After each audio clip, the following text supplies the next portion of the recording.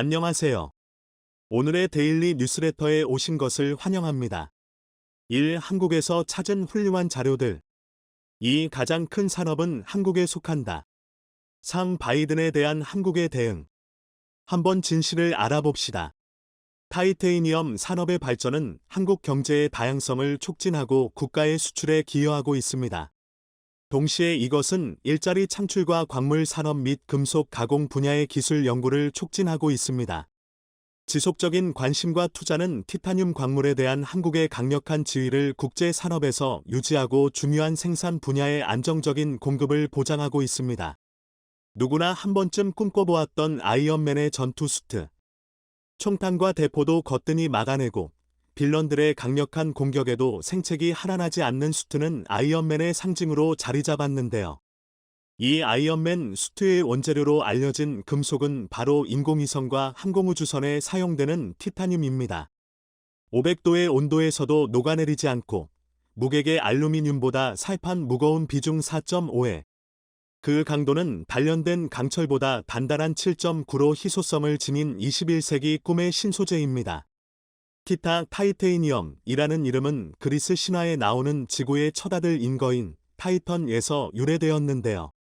티타늄에 대한 연구는 짧은 역사에도 불구하고 최근에는 테니스 라켓, 시계, 안경테, 골프채 헤드 등 일상용품, 그리고 인공관절이나 뼈, 심장 밸브 등 생체 조직의 이식에도 널리 사용되고 있습니다. 그럼에도 역시 티타늄이 가진 특성상 군사 무기 체계로의 활용도가 가장 높은 비중을 차지하는데요. 보잉 747제트기 1대를 제조하는데 약 4,500kg의 티타늄이 사용된다고 합니다. 온도가 1000도 가까이 몰아가는 제트 엔진의 터빈 블레이드라든지 공기와의 마찰로 고온이 되는 극초음속 전투기나 대기권 재진입을 시도할 경우 고온이 되는 우주선 표면에 적용되곤 하는데 이를 대체할 재료가 사실상 없다고 봐도 무방합니다. 회귀원소여서 매장량이 적을 것이라는 인식이 있지만 사실은 지각 질량비 기준 9번패로 풍부한 원소이며 탄소보다도 풍부할 정도입니다. 다만 재련과 가공의 난이도가 극상인 만큼 매장량 대비 가격이 매우 비싼 금속 중 하나이죠. 더군다나 군사적으로 무궁무진한 가능성을 보여주고 있는 만큼 재련 및 가공 기술의 국가 간 이전이 불가능한 품목인데요.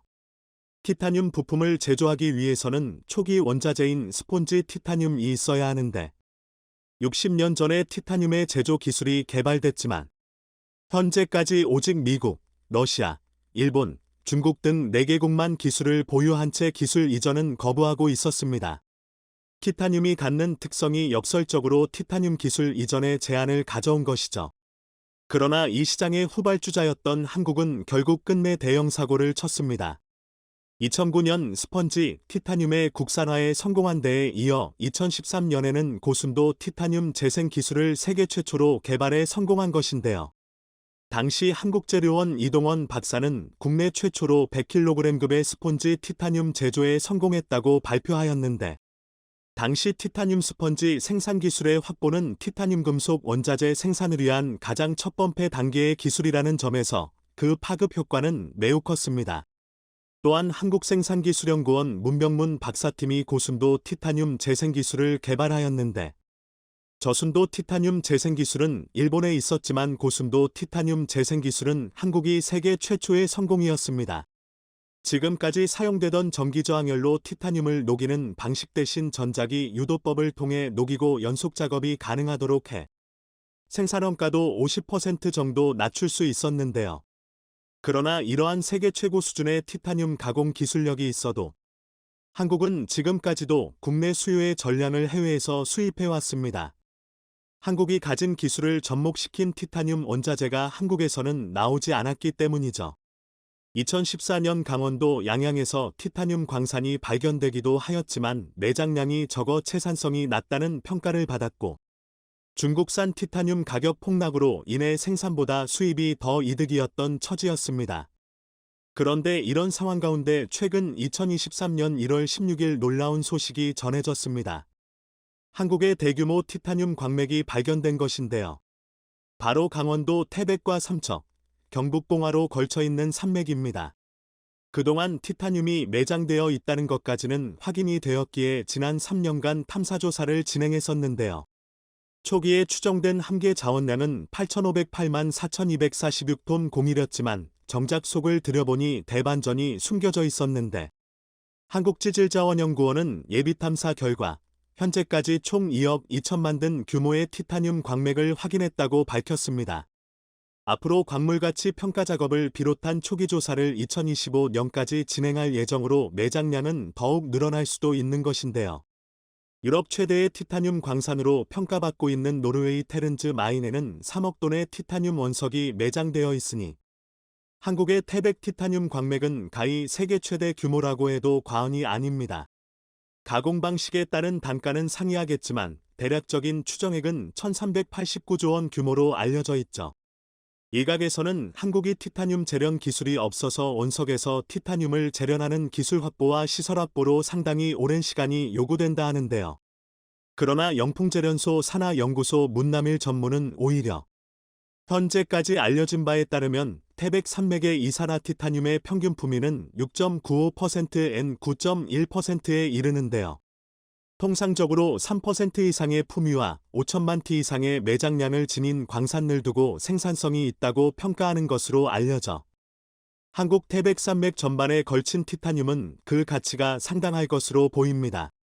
매장된 티타늄을 채광해 성광 재련 과정을 거치면 실제량은 9%대로 줄어들지만 원료, 1, 2차 소재 등 한국의 연간 수입량 2020년 기준 약 22만 티를 고려하면 최대 100년치 자급 사용량을 얻을 수 있는 셈입니다.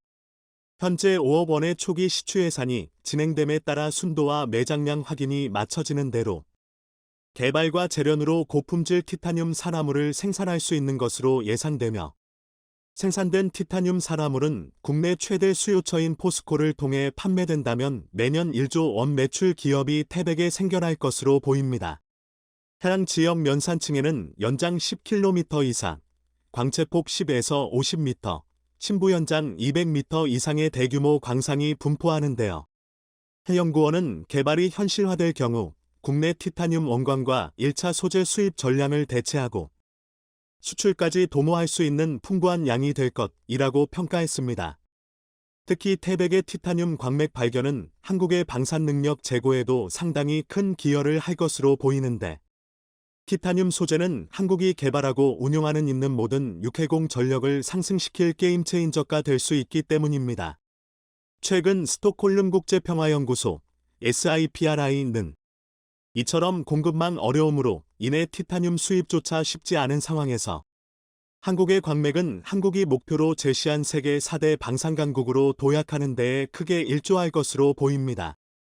하나에어로스페이스 관계자는 또한 5세대 스텔스기로의 점진적 진화를 앞두고 있는 KF-21에도 접목될 기술이자 한국의 10대 우수 연구성과로도 선정된 바 있는 TI-3CN 맥신, 엠진, 전자파 흡수 스텔스 코팅제의 핵심 재료에는 티타늄이 대거 사용되고 있습니다. 55나노미터 두께로 적층하면 99% 이상 전자파 차단이 가능하여 이는 현재까지 보고된 어떤 전자파 차단 소재보다 우수한 성능을 가졌다는 평가를 받고 있습니다. 코팅 형식이라 기존 전투 자산들에도 저피탐 능력을 부여할 수도 있고 유사시 북한의 핵투사 등에 따른 EMP, 전자기 펄스, 공격에 대응할 고정형 전자파 방어 구조물에도 활용하는 방안이 이미 연구 중에 있어 티타늄 개발이 가지고 온 군사적 변화가 상당할 것으로 보입니다. 또한 고장력 티타늄 합금은 무게가 강열보다 30% 이상 가볍고 장력도 강해서 제대로 만들 수 있다면 잠수함 소재로 이것보다 뛰어난 게 없는데요. 중국 역시 티타늄 기반으로 잠수함을 개발 중에 있는데 중국의 티타늄 잠수함 자오롱, 교룡은 최근 수심 1만 심해에서 수함을 견디는 시험을 통과한 것으로 알려져 있습니다. 중국 군사 전문가 송충평은 수함과 부식에 강한 티타늄 합금은 잠수함 건조에서 중요한 기술적 부분이라 한 바 있죠. 또한 시장 점유율 전 세계 80%를 차지하고 있는 세계 최고의 자주포 K9의 향후 성능 개량에서도 티타늄을 접목한 신기술이 도입될 예정인데요. 제조업체인 한화의 어로스페이스는 K9A2E에서 기존 52구경장을 58구경장으로 확대해 사거리를 대폭 향상시킬 계획을 밝혔습니다. 이 포신에 티타늄이 사용되죠.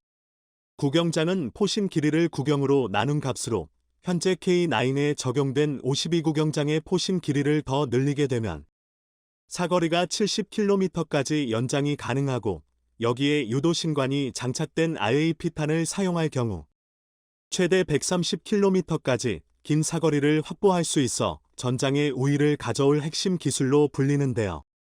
그러나 58구경장으로 확대하기 위해서는 더 많은 장약을 투입해야 하는데 이에 포신의 온도가 과열될 수 있고 그에 따라 사격의 정확성이 저하되는 등 기타 여러 문제가 야기될 수 있어 해결책으로 티타늄 소재가 주목받고 있는 것입니다. 티타늄으로 제작된 포신은 내구성 정확도, 종량 안정성 그리고 화력에도 영향을 끼칠 수 있는데요. 실제로 포병 교범상의 지속 사격 가능 시간은 포신 온도 경보 등이 뜰 때까지인다. 포신이 견딜 수만 있다면 지속 사격 가능 시간 또한 연장되어 화력을 극대화할 수 있습니다. 이에 고온에 특히 강한 티타늄 기반 포신 개발 필요성이 제기된 것이죠.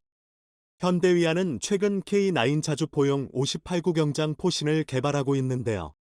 이 포신에 티타늄과 고강도 알루미늄 등의 첨단 소재를 사용할 것으로 알려졌습니다. 즉, 한국의 티타늄 광맥 발견은 최근 급부상하고 있는 K 방산에 날개를 달아줄 전망인데요.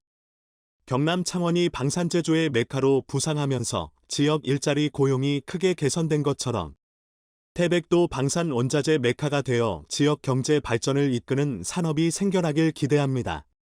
특히 이번 태백의 티타늄 광맥 발견과 관련해 숨은 감동 사연이 드러나 화제가 되고 있는데요. 기존 광산들이 2024년을 끝으로 모두 폐광을 앞두고 있었다는 것입니다. 일거리를 찾지 못해 폐광된다면 광산의 광부들은 하루아침에 일을 잃어버릴 수 있는 처지에 놓였던 것인데요. 특히 태백이 지난해 연간 주민등록인구 4만 명선을 지키지 못하고 역대 최저치의 인구를 기록한 만큼 이번 티타늄 광산 개발은 태백시의 큰 기쁨이자 행운이 되어 가고 있습니다. 이 소식을 들은 태백 광부들은 21세기 꿈의 신소재로 자리매김한 티타늄. 한국에 엄청난 매장량이 발견되었으니 앞으로 한국 경제와 산업 그리고 군사안보에 큰 보탬이 되길 기원합니다. 한국 기업들의 미국 내 추가 투자 철회라는 폭탄 발표가 쏟아져 나오면서 바이든이 한국에 대한 충격적인 보복을 예고해 논란이 되고 있습니다. 세계에서 가장 많은 리튬 광산이 있는 남미국들과 미국의 특별한 관계를 이용해 한국의 리튬 공급을 끊어버릴 수 있다는 충격적인 소식이 전해졌는데요.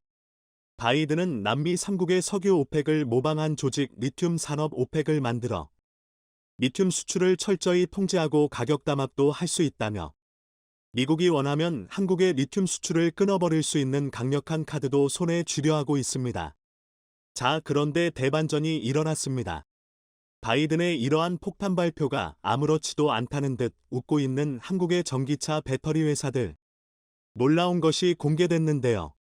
지금부터 이 놀라운 내용, 최고 수익률에서 여러분들에게 전해드리겠습니다. 삼성과 현대, LG 등 미국에 수백조 원의 투자를 발표했던 한국 기업들이 추가 투자를 미국이 아닌 중국과 다른 나라에 하겠다는 폭탄 발표가 나온 후 바이든이 한국에 대한 대대적인 복수를 발표했습니다. 너무나 충격적인 일이 벌어졌는데요.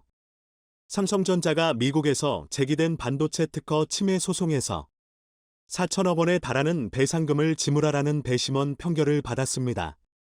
일각에서는 바이든이 압력을 가했을 수도 있다는 충격적인 소식을 전했는데요. 로이터 통신에 따르면 텍사스주 동부연방지방법원 배심원단은 21일 현지 시간 미 반도체 기업 네트리스트가 삼성전자를 상대로 낸 메모리 특허 침해 소송에서 네트리스트의 손을 들어주고 배상액을 3억 300만 달러, 4,035억 원 이상으로 평견했습니다. 미국 법원은 삼성전자의 고성능 컴퓨터에 사용되는 메모리 모듈이 네트리스트의 특허 5건을 침해했다고 판단했다고 로이터는 전했습니다. 네트리스트는 지난 2021년 클라우드 컴퓨팅 서버에 사용되는 삼성의 메모리 제품과 다른 데이터 기술이 자사의 특허를 침해했다며 소송을 제기했고 배상금으로 4억 400만 달러, 5,381억 원을 요구했습니다. 넬리스트는 자사 기술이 메모리 모듈의 효율을 높여 단기간에 많은 양의 데이터에서 용한 정보를 도출할 수 있도록 해주며 삼성전자가 프로젝트에서 협업한 이후 특허 기술을 가져갔다고 주장했습니다. 남성전자는 넬리스트의 특허가 무효이며 자사의 기술이 넬리스트의 기술과는 다르게 작동한다고 맞서왔습니다. 모든 사람이 당연히 삼성전자가 승리할 것이라 예상했습니다. 그것도 아주 깔끔한 완승 말이죠. 그런데 공교롭게도 바이든이 한국의 보복을 예고한 직후 충격적인 결과가 나왔습니다. 삼성전자는 2023년 1분기에 반도체 대규모 적자를 기록하면서 고작 6천억 원의 영업이익을 올렸는데요. 이 중에 4천억 원을 미국에 내야하게 생긴 것입니다. 너무나 충격적인데요. 여기서 끝이 아닙니다. 한국수력원자력도 미국 웨스팅하우스의 소송장을 받아들었습니다. 작년 10월 이 원자력 설계업체는 한국수력원자력이 자신들의 기술로 개발한 원전을 폴란드 등 동유럽에 판매한다면서 이를 막아달라고 미국 컬럼비아 특별구 연방법원에 소장을 제출했는데요. 이 말도 안 되는 요구를 미국 법원이 받아들인 것입니다. 웨스팅하우스는 자신의 기술로 만든 원전에 대해 수출할 땐 반드시 미국 정부의 허가를 받아야 한다는 황당한 주장을 했는데요. 미국이 제기하고 있는 원전 기술은 APR-1400으로 한국 자체 기술로 만든 한국형 원전임은 이미 전 세계국들이 알고 있는 사실입니다. 자, 그런데 더 충격적인 것은 이 두 가지 보복은 아무것도 아니라는 것입니다. 현재 전 세계적으로 가장 떠오르는 산업이 바로 배터리죠. 이미 한국의 배터리 3사가 받은 수주 규모만 해도 1,000조 원을 돌파하며 역사상 가장 크고 위대한 산업으로 꼽히고 있는데요. 전기차 전체 비용의 40%가 배터리. 이 배터리를 만드는데 가장 중요한 것이 바로 리튬이죠. 리튬은 이제 하얀 석유라고 불릴 만큼 너무나도 중요한 자원으로 분류되고 있습니다. 자, 그런데 미국 지질조사국 USGS에 따르면 전 세계 리튬의 56.0%는 리튬 삼각지대라 불리는 볼리비아, 아르헨티나, 칠레 3개국에 몰려 있습니다. 이 중 볼리비아는 리튬을 이미 국유화했고 아르헨티나는 지난 1월 리튬을 전략 광물로 지정한 후 승인된 모든 탐사 활동을 멈춰 세웠습니다. 민간 기업의 채굴권도 정지했습니다. 칠레는 여기에 국영 리튬 기업을 설립했습니다. USGS에 따르면 칠레는 현재 기술력으로 사용할 수 있는 리튬을 전 세계에서 가장 많이 보유한 41.0% 국가입니다. 파이낸셜 타임스, FT 등 외신에 따르면 칠레 좌파 정권의 가브리엘 보릭 대통령은 TV로 중계된 대국민 연설에서 리튬 산업을 국유화하겠다고 밝혔습니다. 보릭 대통령은 사회주의자 대통령이었던 살바도르 알렌데 대통령이 1971년 구리 산업을 국유화했던 사례를 들며 이번에는 배터리 핵심 소재인 리튬을 국유화할 차례라고 말했습니다. 보릭은 국가가 리튬 생산 사이클 전반에 참여할 것이라면서 이를 위해 국영 리튬 회사 NLC를 설립하겠다고 밝혔습니다. 더 충격적인 것은 부에노스아이레스에 따르면 아르헨티나 외교부 소식통은 이날 아르헨티나, 볼리비아, 칠레가 리튬 광산 업계의 석유 수출국 기구 오펙 설립을 추진해 리튬 광산 가치가 요동치는 상황에서 가격 합의를 도출하는 문서를 작성 중이라고 밝혔습니다. 일각에서는 이 배후에는 미국이 있다고 주장했습니다. 바이든은 미국과 남미의 지리적, 전략적 특별한 관계를 이용해 전 세계에서 리튬이 가장 많이 매장되어 있는 남미를 조종하여 한국의 수출을 통제함으로써 한국을 자기 입맛대로 컨트롤하겠다는 것입니다. 실제로 얼마 전에도 바이든 행정부는 한국의 배터리가 미국에서 보조금을 싹쓸이하고 있다며 이를 막아야 한다고 소리를 높였습니다. 현지 매체 부에노스아이레스에 따르면 이들 3국의 외교부 장관이 오펙과 유사한 리튬 생산국 조직을 만들어 오펙이 원유 배럴당 가격에 영향을 미치는 수준으로 생산 수준을 설정해 리튬 가격에 영향을 미치도록 하는 내용의 문서 초안을 작성하는 데 주력하고 있다고 전했습니다. 남미 3국 외교장관들은 아르헨티나, 칠레, 볼리비아가 공감대를 형성하면 세계 최고의 리튬 생산국인 호주가 이 같은 가격 동조화에 접근할 수 있을 것으로 보고 있습니다. 한국과 각별한 사이를 맺은 호주까지 끌어들여 한국이 마음대로 리튬을 얻지 못하도록까지 하고 있습니다. 너무나도 충격적인데요. 한국의 SK온과 현대차, 포스코홀딩스 등은 호주 광물, 자원개발업체와 이미 장기 계약을 통해 리튬 및 히토류를 장기적으로 공급받기로 했습니다. 그런데 남미 3개국이 갑자기 리튬판 오펙을 설립하더니 리튬 광산과 관련 기업을 국유화하여 한국과의 모든 계약을 깨버리고 수출을 통제하려 한다는 것입니다. 아직 호주가 이를 받아들이지는 않았지만 미국이 배후에 있다며 거절하지 못할 제안을 할 것이기 때문에 한국은 비상사태에 빠졌습니다. 이제는 리튬 공급을 막아 한국에 큰 충격을 주려 하는 바이든. 자, 그런데 한국이 엄청난 것을 발견했습니다. 바로 한국에서 말이죠. 이평구 한국지질자원연구원 원장은 울진 등 광산 6곳서 리튬을 발견했다며 한국은 리튬 강국이 될 것이라 선포했습니다. 이 연구원장은 11일 서울 중구 한 식당에서 열린 기자 간담회에서 지난해 국내 광산 6곳에서 리튬을 확인했다며 대표적인 곳은 울진이며 올해 안에 매장량 평가가 끝날 것이라고 말했습니다. 이 원장은 광산 탐사뿐 아니라 이를 활용해 리튬 하이드록사이드, 수산화리튬과 리듬 카보네이트 등 2차 가공 산물로 만드는 기술을 이미 확보한 상태라고 강조했습니다. 그는 이날 국내에서 채굴한 리튬 네피돌라이트, 홍은모 실물을 보여주기도 했는데요. 바이든은 이 소식을 접하고 난리가 났습니다. 한국이 리튬부터 배터리 소재와 부품, 배터리 완성품까지 전 세계 배터리 시장의 모든 것들을 싹쓸이 해버리면 미국이 더 이상 통제할 수조차 없기 때문인데요. 배터리 아저씨로 불리며 신드롬적인 인기를 끌고 있는 박순혁 홍보이사. 그는 개인 투자자들 사이에서 추앙받는 인물입니다. 지난해 초 여의도 전문가들이 테슬라와 중국 배터리 업체의 경쟁력을 강조할 때 박 이사는 줄곧 K배터리의 기술 초격차를 언급해왔습니다. 그가 유튜브에서 추천한 2차전지, 배터리 8개 종목, 에코프로 BM LG에너지 솔루션, SK이노베이션 LG화학 포스코케미칼, 현포스코 퓨처엠, 나노신소재 포스코홀딩스, 이 급등하자 개미들로부터 상당한 지지를 얻고 있는데요. 이때 붙여진 별명이 배터리 아저씨입니다. 배터리 아저씨는 이를 전면 반박하며 앞으로도 수십 배 오를 수 있다고 했고 실제로 배터리 아저씨의 말대로 이 8종목 주가가 급등하면서 많은 개인 투자자들이 큰돈을 번 것으로 알려졌습니다. 그가 출연한 유튜브 방송은 누적 조회수 1000만 회를 돌파했고 최근 편앤저서 K배터리 레볼루션 지와인은 출간 뒤 한 달째 베스트셀러 종합 상위권을 차지하고 있습니다. 전기차의 핵심은 배터리의 핵심은 양극재입니다. 전기차 비용의 40%가 배터리 비용의 40%가 양극재인데요.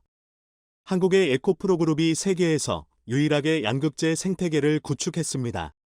한국이 전 세계 배터리 시장을 지배할 수 있는 이유죠.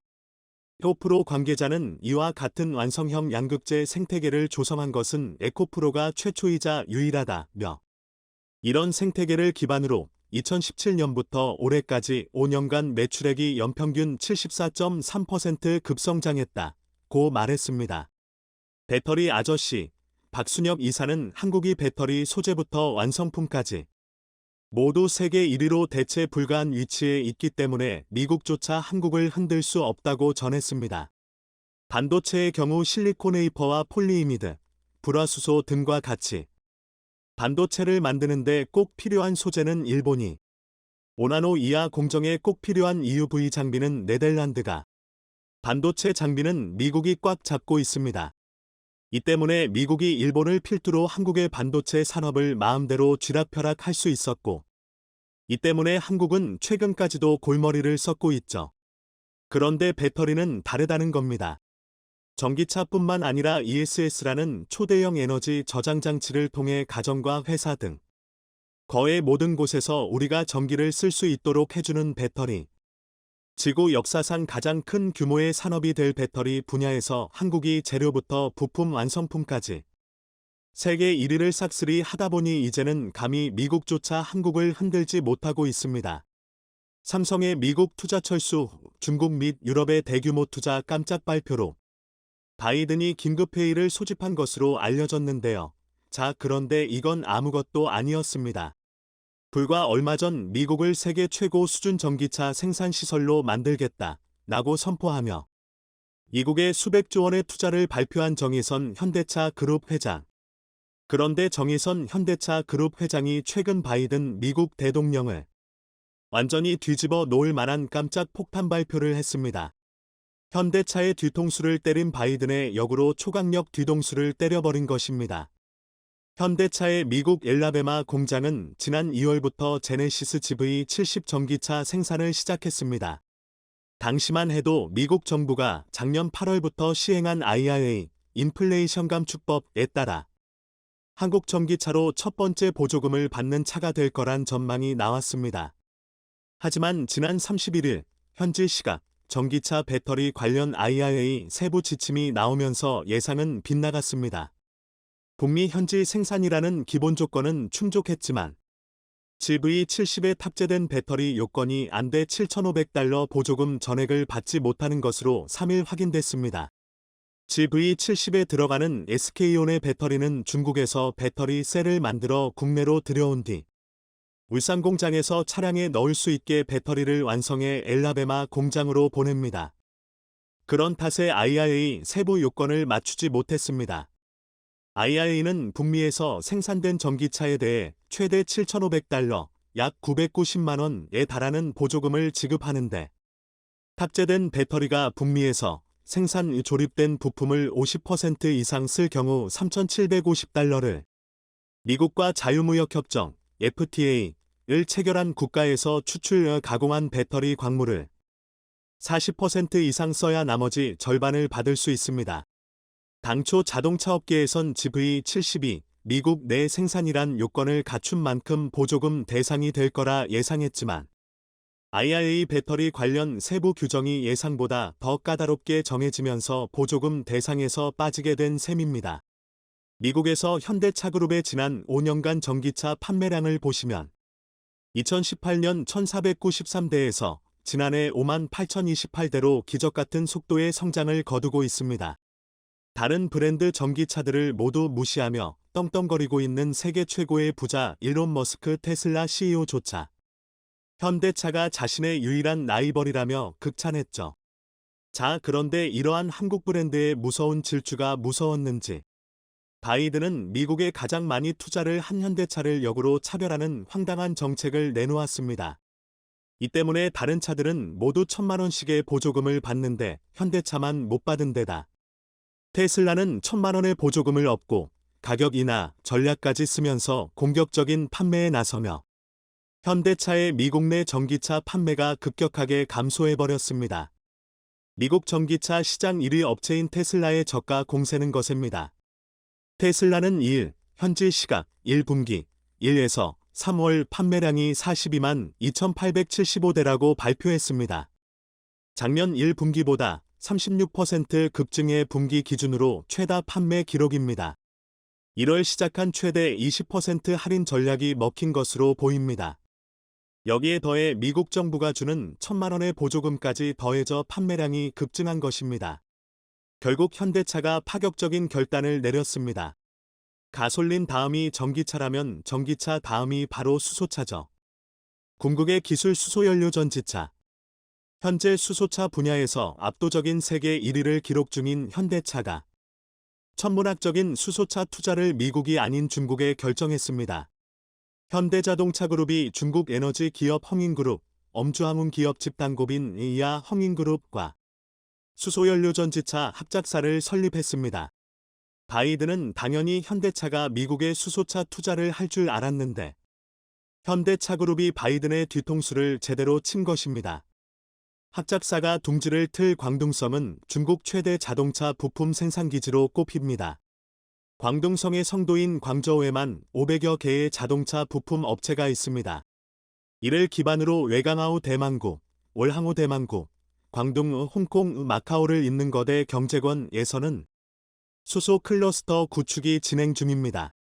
광저우시 황포구는 수소 산업을 전방위 지원하는 수소 10조항 프로젝트를 발표했습니다. HTWO 광저우는 이번 합작사 설립으로 광둥성 내 수소 생태계 조성을 지원하고 현대차와 허민그룹의 신화자가 극대화될 것으로 기대하고 있습니다. 지난 1987년 설립된 허민그룹은 에너지 사업을 주력으로 하며 수소 기술 확보에 앞장서고 있습니다. 광저우버스그룹과 광저우시 최초 수소버스 시범 노선 388번을 운영하고 있으며 지난해 황포구에서 수소 청소차 24대를 투입했습니다.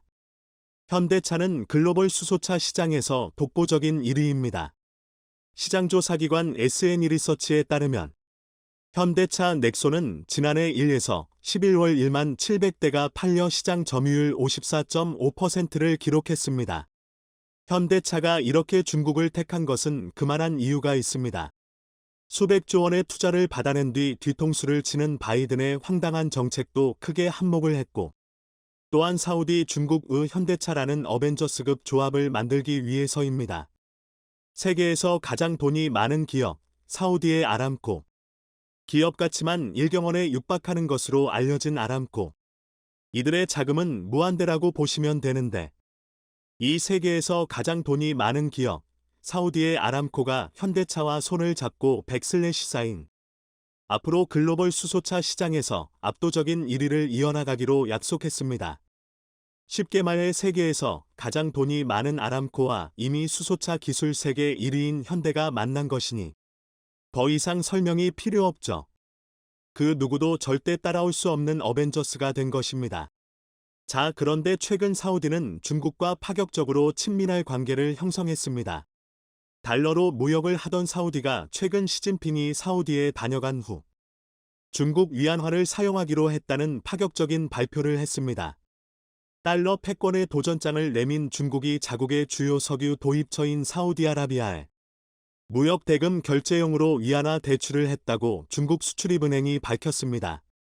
중국 수출입은행은 14일 소셜미디어 위챗을 통해 최근 수출입은행과 사우디 국영은행이 첫 위안화 대출 협력을 성공적으로 실행했다며 대출 자금은 양국 무역 관련 자금 수요를 충족하는 데 우선적으로 쓰일 것이라고 밝혔습니다.